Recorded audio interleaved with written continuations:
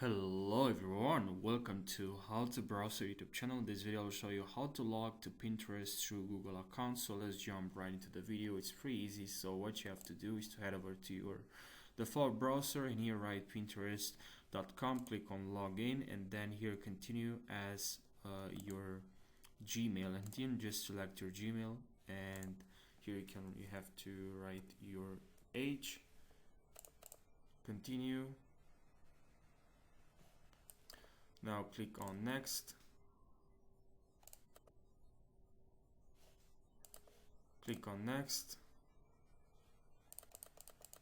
and you basically created your Pinterest account without having to create an account beforehand, creating an account sign. You just use your Google account and that's it.